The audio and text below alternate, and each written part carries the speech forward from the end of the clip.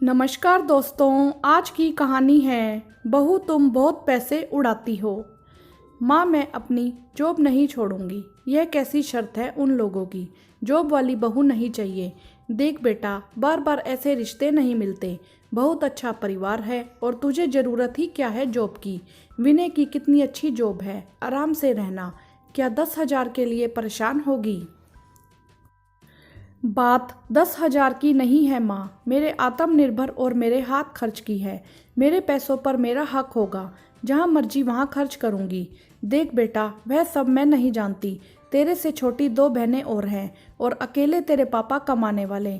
अगर तू ऐसे लड़के छाटने लगी तो हो गई तुम तीनों की शादी। हेमा की मां ने रोना शुरू कर दिया। यह बात हो रही थी हेमा और उसकी मां में। हेमा 3 बहनों में सबसे बड़ी थी और प्राइवेट स्कूल में टीचर की जॉब करती थी। सैलरी तो ज़्यादा नहीं थी, लेकिन उसका हाथ खर्च आराम से निकल जाता था। हेमा के लिए एक बहुत ही अच्छे परिवार से विनय का रिश्ता आया था। दोनों परिवार की रजामंदी भी थी, लेकिन विनय के परिवार को जॉब वाली बहू नहीं चाहिए थी और इस बात पर हेमा और उसकी मां की नोकझोंक हो रही थी। अपनी मां के रोने धोने से परेशान हेमा ने शादी के लिए हामी भर दी और धूमधाम से हेमा और विनय की शादी हो गई। हेमा के घर में सब खुश थे, विनय जैसा पढ़ा लिखा नौकरी करने वाला दामाद पाकर। हेमा ने भी विनय के साथ तालमेल बिठाते हुए अपनी नई गृहस्थी की शुरुआत कर दी। हेमा के ससुराल में भी सब बहुत अच्छे थे, लेकिन सास का स्वभाव थोड़ा कड़क था। हेमा की हर गतिविधि पर उनकी पैनी नज़र होती, खासकर अगर हेमा बाजार से कुछ लाती तो वह नाराज हो जाती।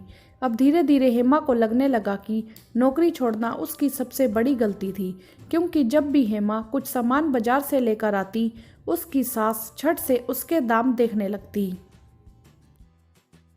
बहू, तेरी पसंद तो बहुत महंगी है, इतना खर्च करने की क्या जरूरत थी?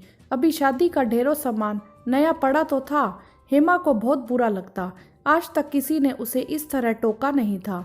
वह खुद ही चीजें लेती जिसकी जरूरत होती, लेकिन हेमा की सासू माँ ताने मार ही देती।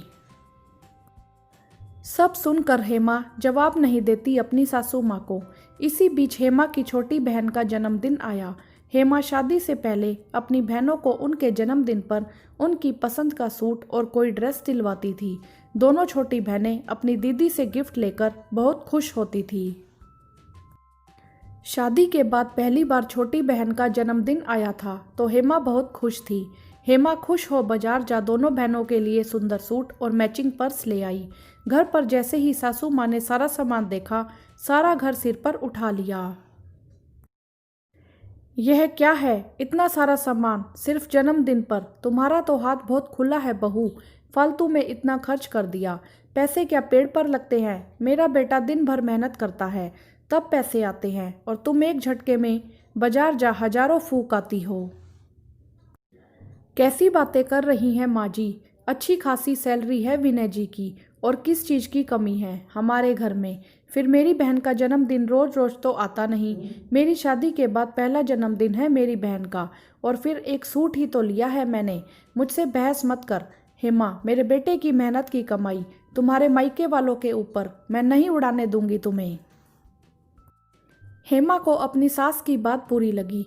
आज उसे अपनी नौकरी छोड़ने का बहुत अफसोस हो रहा था। क्या हेमा की बहनें विनय की कुछ नहीं लगती थी? क्या उसे इतना भी हक नहीं था कि अपने पति के पैसों से अपनी बहनों को कोई गिफ्ट दे सके? आज अगर वह नौकरी करती तो अपने पैसों से अपनी बहनों को गिफ्ट देती, तब तो माँ जी कुछ नहीं कह सकती थी। कमरे में रोती हेमा को विनय ने चुप कराया। देखो हेमा, मुझे पता है तुम्हें बहुत बुरा लगा है माँ की बातों का। मेरे पैसों पर तुम्हारा हक है, फिर भी अगर तुम खुद आत्मनिर्भर होना चाहती हो तो मैं तुम्हें रोकूंगा नहीं। विनय की बात सुन हेमा चौंक कर विनय को देखने लगी। आप सच कह रहे हैं विनय? लेकिन माँ जी, तुम किसी बात की चिंता मत करो, अपने स्कूल में बात करो। अगर वैकेंसी है तो ज्वाइन कर लो। 1-2 दिन में हेमा के पुराने स्कूल के प्रिंसिपल ने हेमा को ज्वाइन करने के लिए बुला लिया। यह सुबह सुबह पर्स कहाँ ले चली बहू? आज भी मायके में किसी का जन्मदिन है क्या? सासू माँ की बात सुन हेमा ने मुस्कुराते हुए कहा, जन्मदिन तो है माँ जी, लेकिन अगले महीने, और आप चिंता ना करें, इस बार गिफ्ट मैं आपके बेटे के पैसों से नहीं, खुद के पैसों से लेकर आऊँगी। क्या मतलब? मतलब यह माँ जी कि आज से मैंने अपनी पुरानी स्कूल ज्वाइन कर ली है। नाश्ता मैंने बना दिया है, दोपहर का खाना वापस आकर बनाऊंगी, और घर के कामों के लिए तो कमली है ही, आपको कोई परेशानी नहीं होगी। हेमा की बात सुनकर उसकी सासू माँ नाराज हो उठी। कौन सी नौकरी? वही 10,000 वाली? हमें नौकरी नहीं करवानी बहू से। मेरी भी कुछ इच्छा है, मेरा भी कुछ सम्मान है। अब बात पैसों की नहीं है माँ जी, बात मेरे आत्म सम्मान और आत्मनिर्भर होने की है। माफ़ कीजिएगा माँ जी, आपके मन के खिलाफ काम कर रही हूँ, लेकिन मैं अपना फैसला नहीं बदलूंगी। और हेमा अपना निर्णय अपनी सासू माँ को सुना निकल पड़ी एक नए सफ़र पर। दोस्तों, हर एक लड़की को आत्मनिर्भर जरूर होना चाहिए, जिसके लिए उसे अपनी छोटी छोटी ख्वाहिशों को पूरा करने के लिए किसी की तरफ देखना ना पड़े।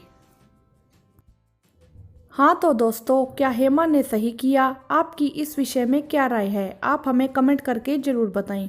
वीडियो को लाइक करें, शेयर करें और चैनल को सब्सक्राइब भी करें। धन्यवाद।